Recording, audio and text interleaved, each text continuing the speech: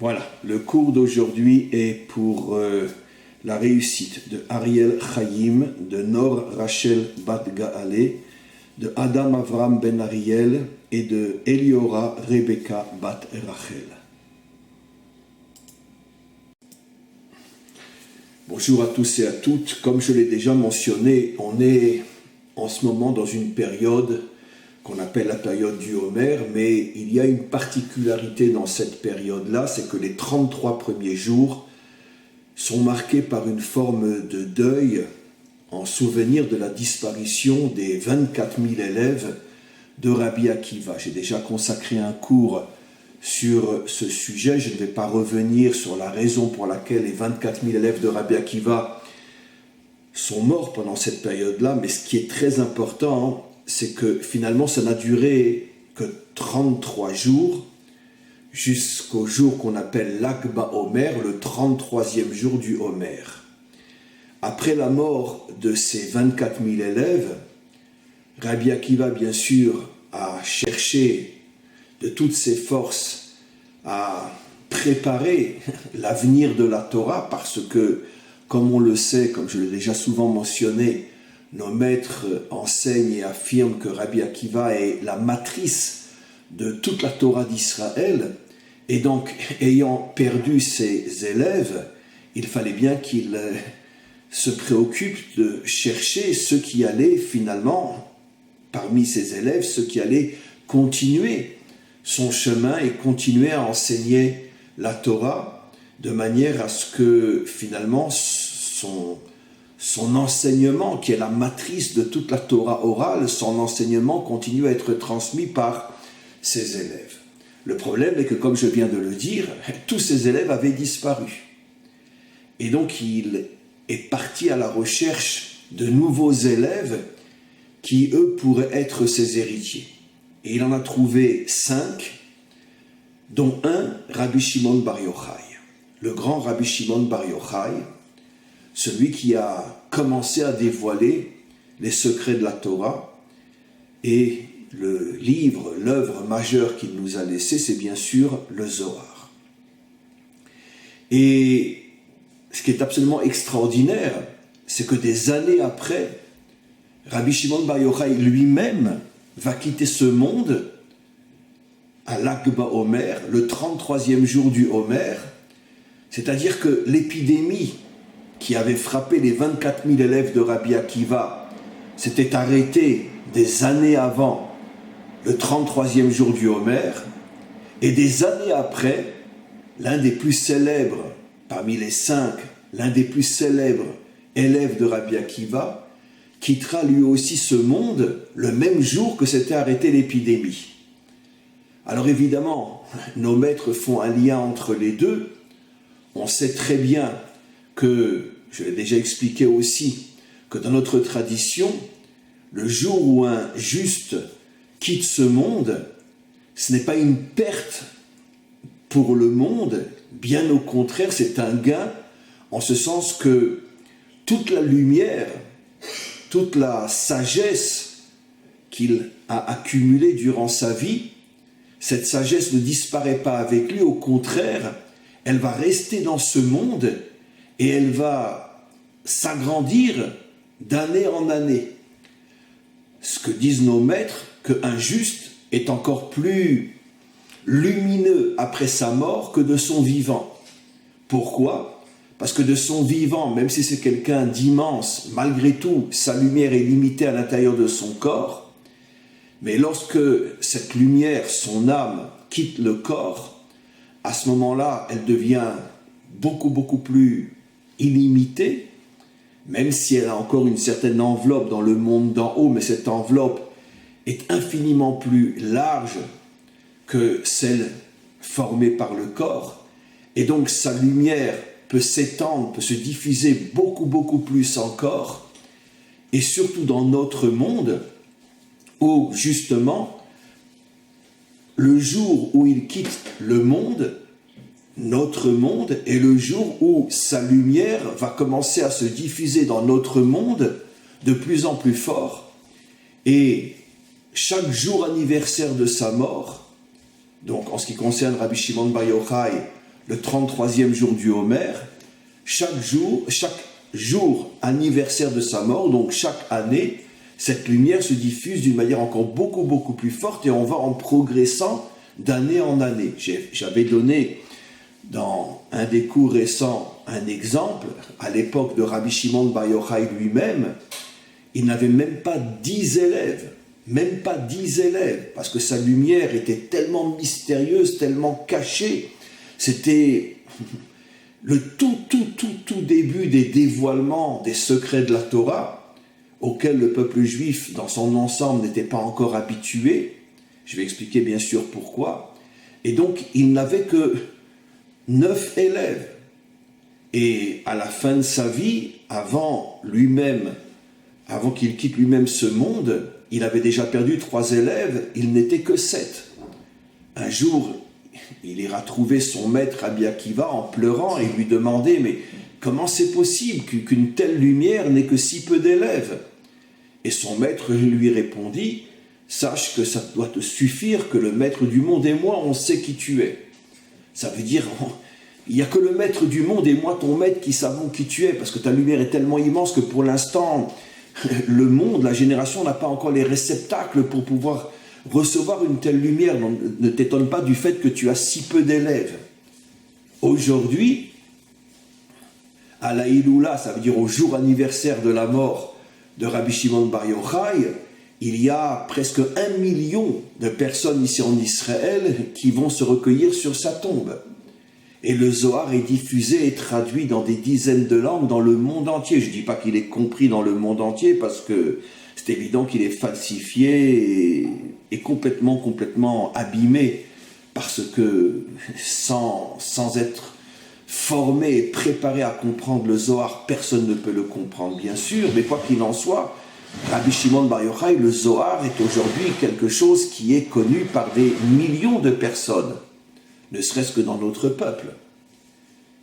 Et donc, avec les années, on voit que de 9, 7 élèves, il est passé à des millions de personnes qui le connaissent et le reconnaissent. C'est bien la preuve comme quoi le juste, lorsque physiquement, corporellement quitte le monde, mais sa lumière, elle, ne cesse de grandir dans ce monde. Donc, en tous les cas, je reviens à ce que j'ai expliqué. L'épidémie qui avait tué les 24 000 élèves de Rabbi Akiva s'arrête le 33e jour du Homer, et des années plus tard, Rabbi Shimon Bar Yochai va quitter ce monde le 33e jour du Homer, c'est-à-dire que la lumière des secrets de la Torah va commencer à descendre et se diffuser de plus en plus à partir de ce jour-là, le 33e jour du Homer. Cette lumière va s'imprégner dans notre monde et se diffuser de plus en plus fort jusqu'à la délivrance finale. Rabbi Shimon Bar Yochai lui-même dira que la véritable profondeur du Zohar n'aurait été compris qu'à son époque, lui et ses quelques élèves, et cette lumière sera à nouveau comprise, et cette fois-ci diffusée dans le monde entier, à l'époque du Mashiach.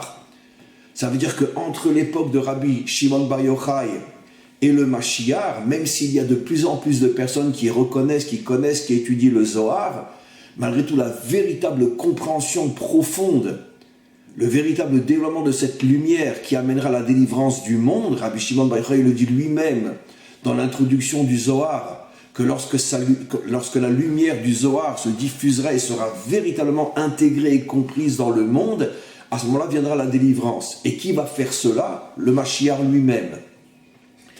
Et donc, c'est une œuvre de laquelle finalement dépend la délivrance finale, telle que Rabbi Shimon Bar Yochai l'explique lui-même. Et donc tout a commencé, encore une fois, le 33e jour du Homer, jour qui, des années auparavant, avait été le jour où l'épidémie s'était arrêtée. Nos maîtres, bien sûr, font un lien et ils disent que justement, parce que le maître du monde savait que le 33e jour du Homer serait le jour où la lumière des secrets de la Torah commencerait à se diffuser véritablement dans le monde, c'est la raison pour laquelle des années auparavant, puisque le maître du monde évidemment est au-dessus de l'espace-temps, c'est la raison pour laquelle il a fait en sorte que cette épidémie s'arrête le jour où plus tard, la lumière du Zohar commencera à se diffuser dans le monde. Quel est le lien entre finalement ces deux histoires qui apparemment n'ont pas de lien l'une avec l'autre? L'épidémie s'arrête le 33e jour du Homer, Rabbi Shimon Bar Yochai quitte ce monde le 33e jour du Homer. Quel est le lien? Eh bien, le lien est absolument évident. Cela veut nous faire comprendre que justement, comme je l'ai toujours expliqué, que les grands dévoilements de lumière se font toujours après une grande période d'obscurité. Parce que l'obscurité elle-même cache une lumière inimaginable. Pendant 33 jours, tous les élèves de Rabbi Akiva, 24 000 en 33 jours seulement, disparaissent. Nos maîtres expliquent que ça a été une période d'obscurité plus terrible encore que l'obscurité qui régnait au premier jour de la création, quand il est dit dans la Torah que l'obscurité recouvrait toute la face de l'univers jusqu'à ce que Dieu dise que la lumière soit. Et l'obscurité qui a touché le monde juif à ce moment-là était plus grande encore. Vous imaginez, c'était, on pourrait dire toute la survie de la Torah qui était remise en cause. Parce que si Rabbi Akiva n'avait pas retrouvé 5 élèves qui, d'une certaine manière, étaient à eux 5 aussi forts, si pas plus que les 24 000 qui étaient morts, si Rabbi Akiva ne les avait pas trouvés, ben, il n'y avait plus rien. La Torah se serait arrêtée. Donc, pendant ces 33 jours, tout le monde juif était dans une situation où il s'est dit, mais si la Torah s'arrête, on va tous disparaître. Puisque le peuple juif ne tient que grâce à la lumière de la Torah, qui l'accompagne de génération en génération, comme on le sait. Et donc, parce que la lumière de la Torah est une lumière qui est surnaturelle, et parce que nous avons en nous cette lumière, c'est pour ça que nous arrivons à défier toutes les lois de la nature. Et c'est la raison pour laquelle, en dépit de toute la logique, dispersée pendant des millénaires au milieu des nations, poursuivis, massacrés, persécutés, on est revenu sur notre terre et on est là plus que jamais. C'est quelque chose qui ne s'est jamais produit dans l'histoire. Jamais. Dans ce domaine-là, on est vraiment quelque chose d'unique. Mais grâce à qui? Pas grâce à nous en tant qu'hommes. Grâce à cette lumière surnaturelle qui est en nous, qui est la Torah d'Israël, qui est la lumière d'Hachem. Et comme Hachem est au-dessus de la nature, celui qui a cette lumière, le peuple qui a cette lumière en lui, forcément est lui aussi au-dessus de la nature. Et donc, je reviens à ce que j'explique. Pendant ces 33 jours où mouraient des milliers et des milliers d'élèves, Rabbi Akiva et tout le peuple juif a commencé à se dire, ça y est, c'est la fin. N'oublions pas, pour mieux comprendre le contexte, qu'on était au tout début du dernier exil qui dure depuis 2000 ans. Le deuxième temple avait déjà été détruit par les Romains et il y avait des décrets tous les jours de pire en pire. L'interdiction d'étudier la Torah, l'interdiction de pratiquer les mitzvot. Les Juifs étaient poursuivis partout en Israël, étaient exécutés. Comme le Talmud le raconte, les Romains avaient donné un ordre que chaque non-juif qui se trouvait en Israël, qui tuait un juif, recevait une récompense. C'était tous les jours des milliers de juifs qui disparaissaient. Et donc, en plus, les 24 000 élèves de Rabbi Akiva qui meurent, et donc, le monde juif se pose la question, si on n'a plus la Torah avec nous, c'est évident qu'on va disparaître, surtout avec tout ce qu'on est en train de nous faire. Et donc, c'est une période d'obscurité terrible. Mais en vérité, cette période d'obscurité, comme je l'explique toujours, et là on en a une nouvelle preuve, cache toujours une lumière qui est, on pourrait dire, aussi puissante que l'obscurité est puissante. Plus l'obscurité est puissante et plus la lumière que cache l'obscurité est puissante. C'est la raison pour laquelle cette épidémie, qui tue les 24 000 élèves de Rabbi Akiva, se termine le jour où va se dévoiler dans le monde la lumière de Rabbi Shimon Bar Yochai, comme pour nous dire qu'il n'y a pas d'autre possibilité dans ce monde pour atteindre une très très très très forte lumière. Tu es malheureusement ou heureusement obligé de passer par une très très grande obscurité. Comme je l'ai dit déjà des milliers de fois, en 1945 on ouvre les portes de Auschwitz et en 1948 on danse dans les rues de Tel Aviv pour célébrer la renaissance de l'État d'Israël. Et combien d'exemples on a au niveau de notre histoire en tant que peuple juif, mais cette notion est vraie même sur le plan individuel.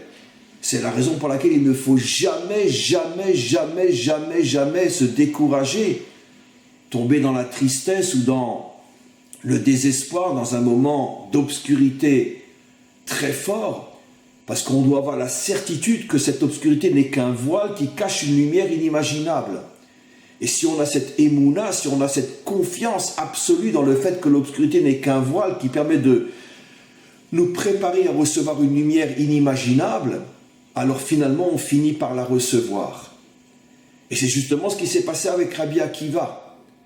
Bien sûr, j'ai expliqué que le monde juif était dans une situation de désarroi inimaginable. Mais bien sûr que Rabbi Akiva n'est pas sombré dans le désespoir. Il a compris le message, que cette chose absolument folle qui se passait en 33 jours de perdre tous ces élèves qu'il avait construits pendant des années et des années. Tout disparaît en 33 jours. Rabbi Akiva, qui était bien sûr non seulement un vrai maître, mais le plus grand de tous les maîtres, savait que finalement, une fois que le voile de l'obscurité serait déchiré, une lumière inimaginable allait se dévoiler.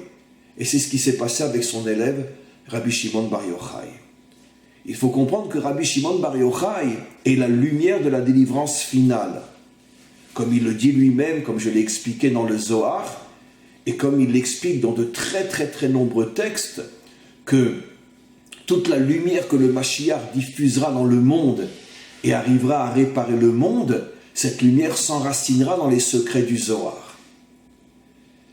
Donc, je vais maintenant parler un petit peu du personnage de Rabbi Shimon Bar Yochai, puisque comme on est justement dans cette période-là, et que très prochainement, il y aura le jour de l'Akh Baomer, donc le jour, entre parenthèses, du décès de Rabbi Shimon Bar Yochai, mais qui en vérité n'est qu'un décès qu'à nos yeux, puisque comme j'ai expliqué, la lumière quitte le corps pour mieux revenir avec beaucoup plus de puissance dans notre monde, comme je l'ai expliqué. Comme on est justement dans cette période-là, j'ai choisi un texte dans le Zohar qu'on va étudier, et puis d'autres aussi qu'on va étudier au fur et à mesure. On va commencer aujourd'hui, on continuera demain. Mais d'abord, je voudrais faire une introduction. Il faut savoir que Rabbi Shimon Bar Yochai était un véritable guerrier, comme je l'ai expliqué il y a fort longtemps.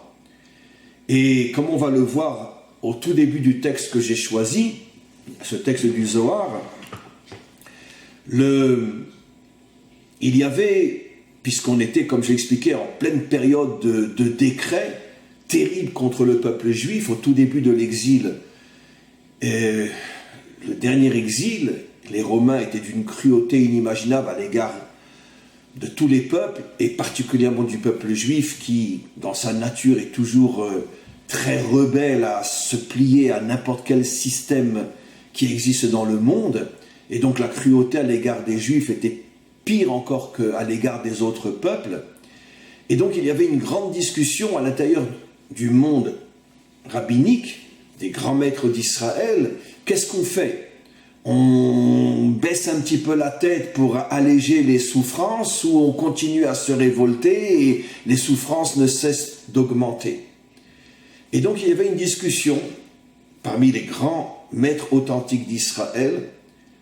Et l'un des plus grands avait dit qu'il fallait, en tout cas de l'extérieur, montrer une certaine soumission de manière à alléger, voire même peut-être même annuler tous les décrets inimaginables qui tombaient sur le peuple juif. Le seul qui a refusé et qui a dit non, on continue à se battre, même si ça va amener encore beaucoup plus de souffrance sur notre peuple, était précisément Rabbi Shimon Bar Yochai.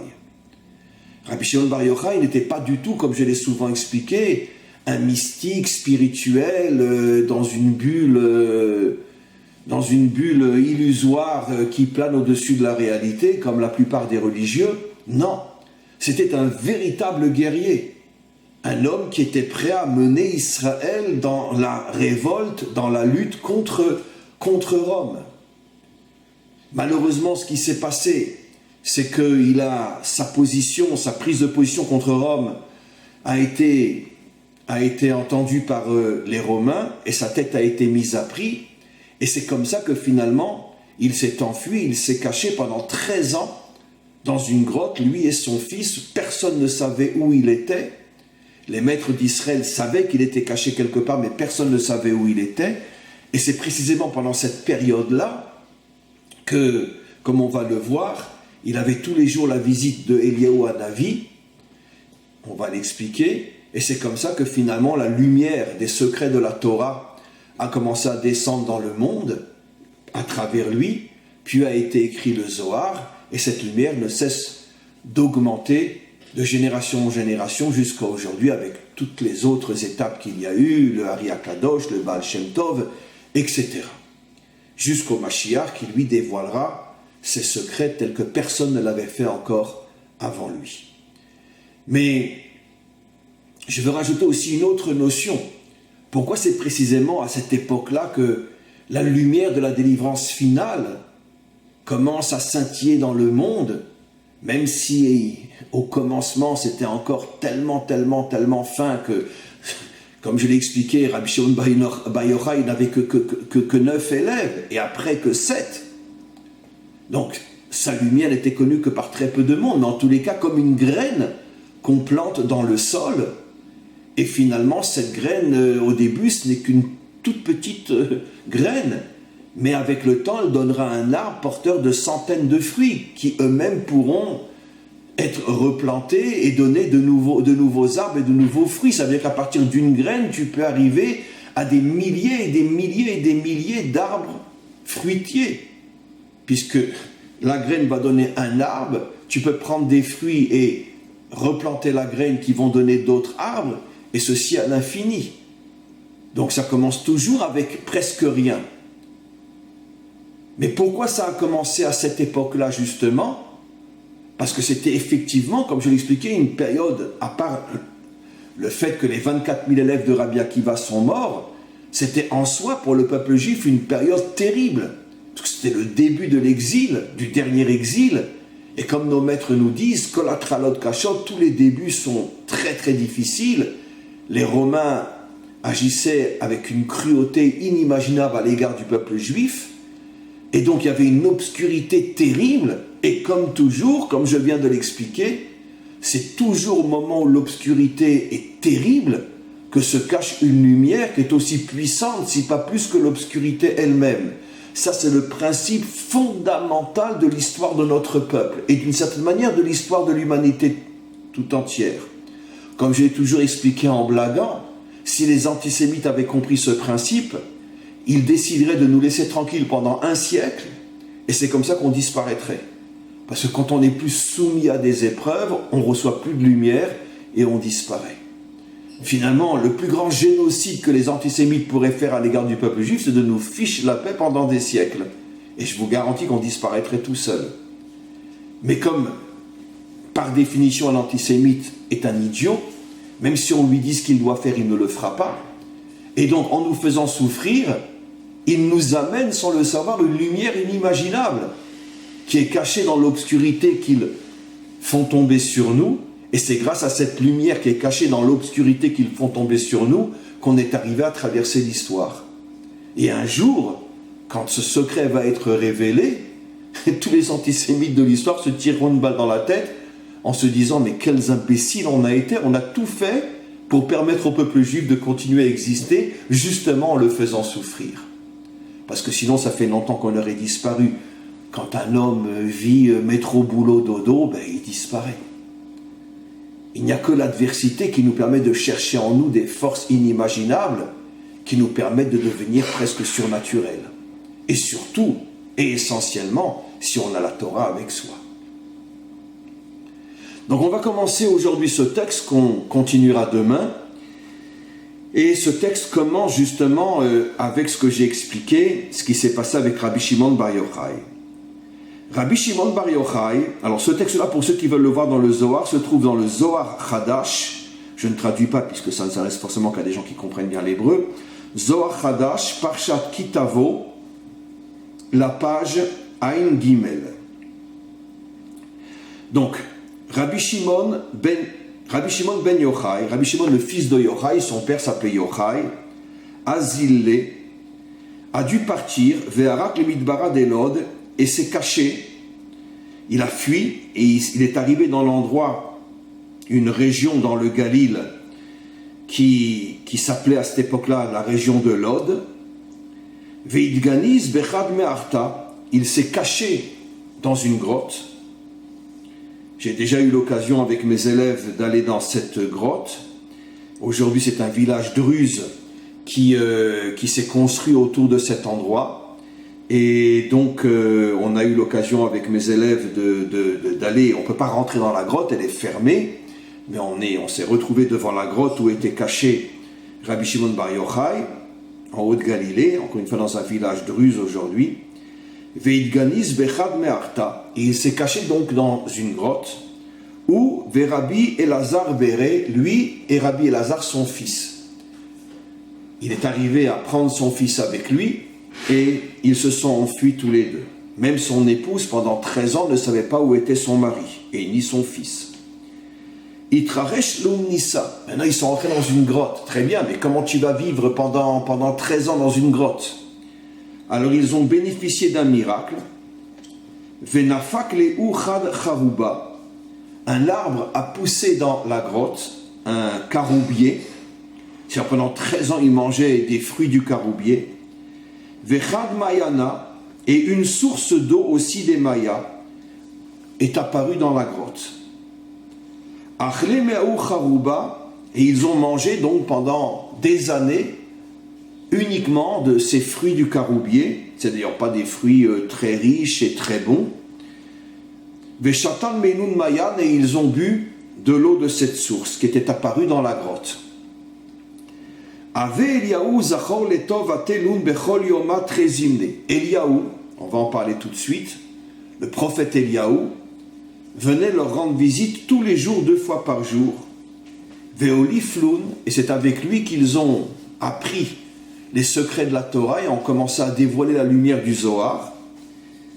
Velo yada inishbeu, et personne ne savait où ils étaient. Parlons un petit peu d'Eliaou. Vous savez que dans notre tradition, Eliaou, donc qui au départ, à l'époque biblique, est le prophète Eliaou, celui qui s'est battu contre les idoles à l'époque du roi Achav, et qui était poursuivi par, entre autres, l'épouse du roi Achav qui s'appelait Isabelle, et donc une vie très très difficile, constamment poursuivi, sa tête était constamment mise à mort, et finalement lui-même est mort d'une manière très, on pourrait dire, surnaturelle. On connaît le texte biblique, il avait un élève qui va continuer son chemin après, le prophète Élisha, et le prophète Élisha, au moment où son maître Eliaou est mort, il l'a vu monter, il n'a pas été enterré, il est monté avec son corps vers le ciel, et c'est comme ça qu'il a disparu des yeux de son élève. Il n'a jamais été enterré, puisque, encore une fois, d'après la tradition biblique, telle que c'est marqué dans la Bible, il est monté corps et âme vers le ciel. Alors, il y a bien sûr des explications inimaginables. Pourquoi il est mort de cette manière? Pourquoi c'est lui, après, qui, dans toute notre tradition, de génération en génération, c'est lui qui se dévoile au très, très, très, très grand juste. Il s'est dévoilé au Ari Akadosh, il s'est dévoilé à Rabbi Shimon Bar Yochai, il s'est dévoilé au Baal Shem Tov et à quantité d'autres. Il revient dans chaque génération et il se dévoile au grand juste 1, 2, 3 dans chaque génération, et il leur dévoile par rapport au contexte, par rapport à l'homme, par rapport au réceptacle bien sûr, et il leur dévoile les secrets de la Torah.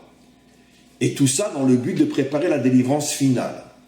Alors il y a tellement de choses à dire à ce sujet-là que Je ne pourrais pas tout dire, mais rappelons-nous que dans notre tradition, Eliyahu Hanavi est celui qui vient annoncer le Mashiach. Ça veut dire quoi, il vient l'annoncer? Il ne faut pas le prendre à la lettre. Il ne va pas venir avec une trompette et faire tout, le Messie arrive. Non. Il vient l'annoncer, c'est-à-dire qu'il vient le préparer. Puisque la délivrance finale dépend entre autres du dévoilement des secrets profonds de la Torah qui vont arriver à convaincre la grande majorité de l'humanité de la véritable existence et de la véritable compréhension et de la véritable identité de Dieu, parce que son identité a été falsifiée par toutes les religions jusqu'à aujourd'hui. C'est la raison pour laquelle l'un des versets les plus célèbres qui parle de la délivrance finale nous dit en ce jour, son nom sera un, c'est-à-dire son identité sera une, son identité ne sera plus falsifiée, morcelée par toutes les religions qui ont traversé l'histoire, mais il y aura une identité qui sera reconnue par toutes les nations, et cela dépend du dévoilement des secrets profonds de la Torah qui vont dévoiler la véritable identité du Maître du monde. Et quand on dit que Eliyahu vient annoncer le Mashiach, ça veut dire que c'est lui qui vient préparer sa venue. C'est la raison pour laquelle dans chaque génération, il revient pour enseigner la Torah authentique, profonde, cachée à ceux qui le méritent dans chaque génération, de manière à ce que dans chaque génération, cette lumière se transmet jusqu'à la vue du Mashiach. Alors, pourquoi lui? Et d'abord, une autre question, ça veut dire quoi il revient? Alors, je m'excuse de vous dire, vous me connaissez, je ne suis pas un mystique qui vit dans les nuages, je suis quelqu'un de très concret, mais même si je suis quelqu'un de très concret, il y a des choses surnaturelles auxquelles j'adhère entièrement et que je suis prêt à transmettre. On sait très bien que la mort n'existe pas. La mort est un pur fantasme, parce que nous, quand on voit quelqu'un qui meurt, en vérité, on voit le corps s'arrêter de bouger, mais le corps n'est que l'enveloppe. Et où est l'âme? Évidemment que l'âme est toujours là. Et on sait dans notre tradition, je l'ai déjà enseigné, que l'âme peut revenir dans ce monde, et pas forcément sous la forme d'un corps, et se dévoiler à des justes qui ont une sensibilité spirituelle suffisamment élevée pour pouvoir percevoir une âme. On a dans le Talmud, dans le Zohar, des milliers d'histoires qui nous disent que de très très grands maîtres percevaient une âme d'un très grand juste qui revenait dans ce monde et qui se manifestait à ces grands justes. Alors bien sûr, il s'agit d'hommes qui ont une sensibilité spirituelle d'un niveau qu'on ne peut même pas imaginer. Mais par exemple, dans notre tradition, et j'y adhère et j'y crois à 2 milliards de pourcents, on nous dit que le Baal Shem Tov, pendant des années, avait pour maître, qui lui enseignait tous les jours la Torah, le fameux prophète Achia Ashiloni, qui a vécu, qui vivait à l'époque du roi Salomon et après. Ça veut dire que des millénaires après, comment peut-il être le maître du Baal Shem Tov? Parce que le Baal Shem Tov avait un niveau spirituel qui était tellement élevé qu'il a été capable de se connecter à cette âme qui revenait dans ce monde et avec laquelle il a appris la Torah pendant des années, ce qui a fait de lui le Baal Shem Tov. Le Ari HaKadosh lui-même avait des dévoilements d'Eliyahu Hanavi pendant des années. Rabbi Chaim Vital, l'élève du Harizal, le Harizal est mort très jeune, à l'âge de 38 ans, mais Rabbi Chaim Vital lui-même enseigne et a écrit un livre qu'on peut lire, qu'on peut voir, où il dit que pendant des années, tous les jours, l'âme de son maître revenait chez lui et ensemble, ils continuaient à étudier la Torah. Parce que l'âme est là. Le corps n'est qu'une enveloppe. Comme ma chemise n'est qu'une enveloppe de mon corps qui n'est lui-même que l'enveloppe de mon âme. Alors évidemment, des gens comme vous et moi, on ne peut pas capter une âme. Mais Rabbi Chaim Vital, oui. Le Baal Shem Tov, oui. Rabbi Shimon Bar Yochai, oui. Alors maintenant, cette âme revenait, elle descendait dans la grotte, et ils étudiaient pendant 13 ans, tous les jours, 2 fois par jour, ils étudiaient la Torah. Et Eliyahu Hanavi est d'une certaine manière celui qui est préposé, celui qui a été nommé par Dieu pour transmettre les secrets puissants, profonds, cachés de la Torah. Pourquoi lui? Alors il y a bien sûr une infinité de raisons. D'abord, il faut se rappeler ce que nous enseignent nos maîtres, que Eliyahu, en a vu lui-même, était le Gilgoul, la réincarnation de Pinchas. Pinchas à l'époque de Moshe, qui a tué Zimri, qui se débauchait avec une fille de Moab et qui avait entraîné avec lui des milliers d'autres juifs à se débaucher avec toutes les prostituées que Moab avait introduit dans le peuple juif afin de faire tomber le peuple juif. Effectivement, 24 000 morts à cause de cette faute-là. Mais Pinchas est celui qui a mis fin à ce qui était en train de se passer en tuant finalement l'un des leaders de cette débauche qui était Zimri, le chef de la tribu de Shimon. Et donc Pinchas était un véritable guerrier qui a compris qu'il y a des fois dans la vie où pour arrêter quelque chose de très très grave, tu n'as pas d'autre choix que d'agir avec violence. Et il va se réincarner dans Eliyahu. Eliyahu était un guerrier lui aussi. Il s'est battu, a mis sa vie en danger véritablement pour se battre contre l'idolâtrie. L'idolâtrie qui était arrivée à des niveaux incroyables à l'époque du roi Achav, qui était l'un des rois des 10 tribus après le schisme entre la tribu de Yehuda et les 10 tribus.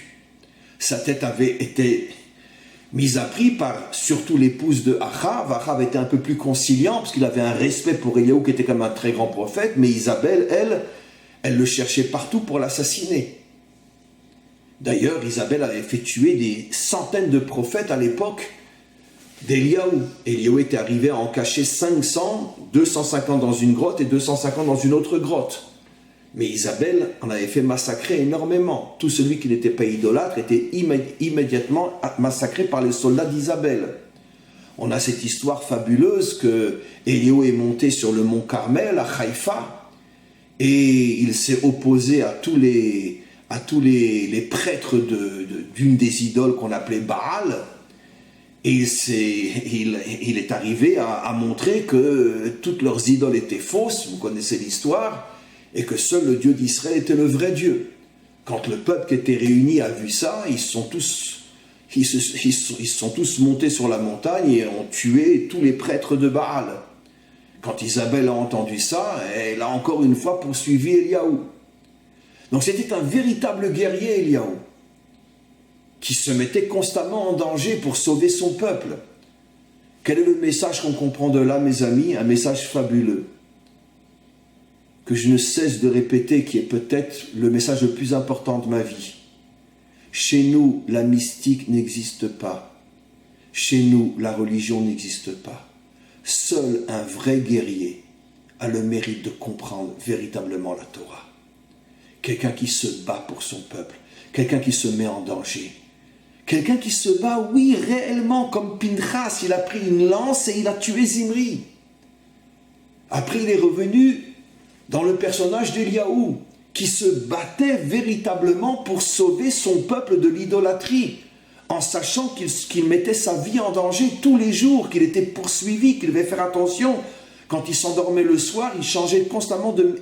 Tous les soirs, il allait dormir ailleurs, parce qu'il savait qu'il pouvait se faire assassiner pendant la nuit. C'était un véritable guerrier. Seul un guerrier peut mériter de comprendre profondément la Torah. Vous comprenez ce que je dis? Et malheureusement, ce message, qui le comprend aujourd'hui? On s'imagine que quelqu'un, plus il va rester dans sa bulle spirituelle, plus il va prier, plus il va étudier, complètement déconnecté de ce monde, et plus il va atteindre des hauts niveaux. Oui, des hauts niveaux dans l'illusion et le fantasme, ça c'est sûr, mais pas dans la vraie Torah. Si tu n'es pas un homme de terrain, tu n'atteindras jamais la vraie Torah. Jamais. Maintenant, vous comprenez, mes amis, pourquoi la Torah nous transmet cette image que quand il est mort, il est monté corps et âme en même temps. Parce que Eliyahu était un homme authentique. Un homme qui vivait autant au niveau de son corps qu'au niveau de son âme. Et il a tellement purifié son corps qu'il a mérité que son corps ne se sépare pas de son âme. C'est ça le message fabuleux. Ça, c'est un vrai juif, un homme authentique, qui vit autant avec son corps pour se battre contre le mal qu'il vit avec son âme. Et c'est pour ça que le maître du monde en a fait celui qui est préposé à recevoir et à transmettre les secrets de la Torah. Seul un vrai guerrier peut comprendre la Torah profondément. Le plus grand exemple, le roi David. Le roi David lui-même, c'était pas un suprême guerrier. Et c'était un homme qui connaissait la Torah comme personne ne l'a jamais connu, avant et après lui. Maintenant, nos maîtres nous disent que Eliyahu Hanavi se promenait toujours avec un habit de peau de bête sur lui. Et comme ça, on le reconnaissait de loin. Ah, nous, on imagine un prophète, une sorte, je sais pas moi, avec une petite auréole sur la tête. Aimez-vous les uns les autres, Woodstock. Non. Il avait une peau de bête sur lui. Qu'est-ce qu'il voulait nous montrer? Qu'il était capable de se servir de son animalité pour se battre contre le mal. Comme il y a longtemps, j'enseignais dans le Tanya, que le Baal HaTanya nous explique qu'on a tous un effet Shabéimi, on a tous une âme animale. Mais cette âme animale, on doit la purifier pour s'en servir, pour se battre contre le mal, et pas uniquement pour jouir de ce monde. Et lui, il portait cette peau de bête pour bien nous faire comprendre que lui était arrivé à transformer toute son animalité comme une arme contre le mal. Et là encore, le message est fabuleux. Les mystiques, les spirituels, d'accord, n'auront jamais, jamais, jamais, jamais, jamais la moindre compréhension de la Torah. Ils vivent dans l'illusion et sont capables de faire croire à tous les moutons qui les suivent qu'eux, ce sont des grands dans la Torah. Mais non, n'est un grand dans la Torah que quelqu'un qui se bat. Pinchas, Eliyahu. Et maintenant, vous comprenez pourquoi Rabbi Shimon Bar Yochai, qu'est-ce que j'ai expliqué? Avant de se cacher dans la grotte, il était le seul des maîtres d'Israël à avoir dit que malgré toutes les souffrances que traversait Israël, il fallait continuer à se battre contre les Romains, malgré le prix terrible qu'Israël payait chaque jour. Parce que lui aussi était un guerrier, il a mérité de recevoir les plus grands secrets de la Torah qui sont devenus le Zohar. Et donc on comprend maintenant le lien entre Eliyahu Hanavi qui venait donc tous les jours, 2 fois par jour, révéler les secrets de la Torah à Rabbi Shimon Bar Yochai. On va s'arrêter là pour aujourd'hui, je continue demain ce texte-là. Et la leçon qu'on tire de là est encore une fois cette leçon que je transmets depuis des décennies. D'accord ? Rien n'est plus dangereux que la religion. La religion fait de nous des êtres qui vivent dans l'illusion et le fantasme. La Torah, c'est tout le contraire. La Torah nous apprend à nous engager, à nous investir, à prendre des risques, à nous battre concrètement dans ce monde pour anéantir le mal. Et seulement ceux qui suivent le vrai chemin de la Torah méritent de comprendre la Torah à des niveaux d'authenticité et de véracité que personne ne peut atteindre. Et plus tu t'engages comme Pinchas s'est engagé, comme Eliyahu s'est engagé, comme Rabbi Shimon s'est engagé, plus tu t'engages dans le combat contre le mal, et plus tu mérites une âme illuminée d'une lumière qu'on ne peut même pas imaginer. À tous et à toutes, une très très très bonne journée.